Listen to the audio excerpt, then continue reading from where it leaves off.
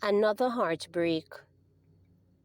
The Edwin Allen High School community was still grappling with the grief of losing two students in September and October when it was met with heartbreaking news once again. A third student had died in a car crash Sunday night. This is our third such incident that we are treating with, said Principal Jermaine Harris. It has been a very difficult time from September since my time as principal, and this is my fifth year. We have never had such a rapid sequence of deaths, so you can imagine senior leadership, a lot of staff and students are not dealing with it well. On Monday morning, when reporters arrived at the school in Clarendon, the shock of 14-year-old Jaden Smith's death was still fresh. One of his teachers, upon being asked what kind of student he was, simply put her head on a school desk and cried.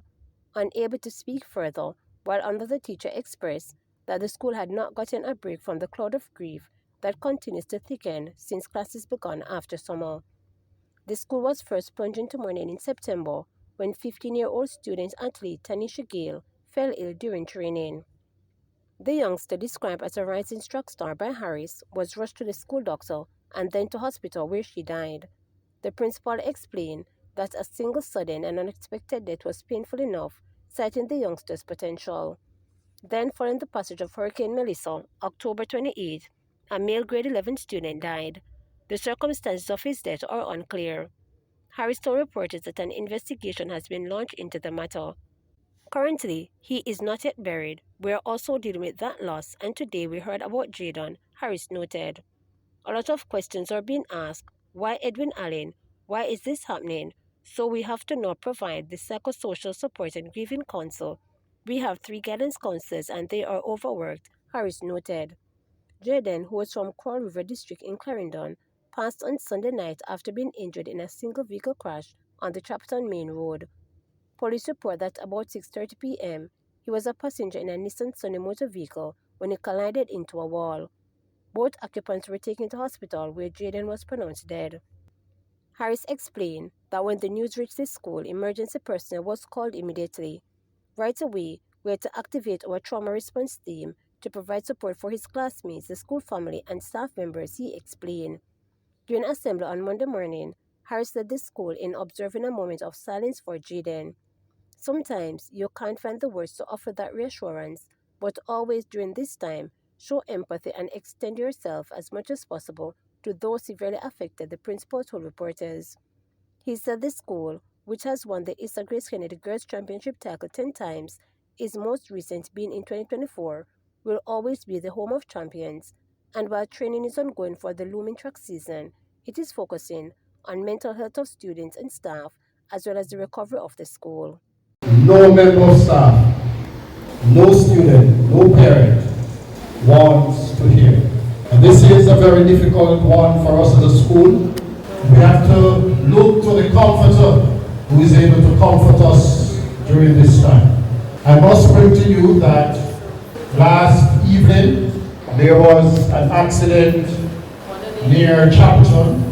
One of our students, Jadon Smith of 9S, succumbed to his injuries. He was taken to the hospital, but unfortunately, he did not survive. As a school, we are trying to see our best. We can provide the psychosocial support to his father and other relatives, as well as his classmates. Pet owners urged to be vigilant amid outbreak of leptospirosis. As leptospirosis continues to pose a serious health threat in Jamaica, veterinarian Dr. Paul is urging pet owners to be vigilant about the disease in their dogs and cats.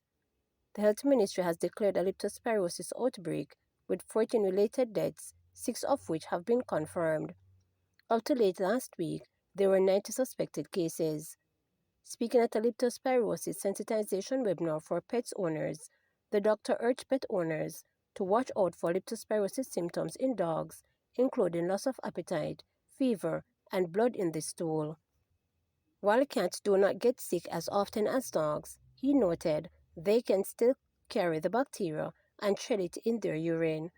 The doctor also warned farmers and those in close contact with livestock, such as horses, goats, and pigs, to be just as cautious. What do you look for in a dog with lepto? First thing is they stop eating and they get droopy. So the dog is looking down and out. And some people will say, oh, his dog hasn't been eating for 3-4 days and he's vomiting. If you check, the temperature is high. Then he's having diarrhea. Sometimes there's blood in the diarrhea. And then you just pull up the eyelid and there it is, the yellow of jaundice. Some of them will have what's called hemoglobinuria or even hematuria. That's when the products are coming out in the urine. So the urine gets very dark or red, look like red label wine. And they have that hemorrhagic syndrome that humans have. And in the terminal stages, they may just cough up a load of blood. And it's really horrible to see. And then, of course, there is death. Now, cats are largely resistant to illness. They don't get sick. That is very rare for them to get sick. They have evolved the ability not to get sick. However, they can get the infection and can carry the bacteria in their kidneys and shed them in their urine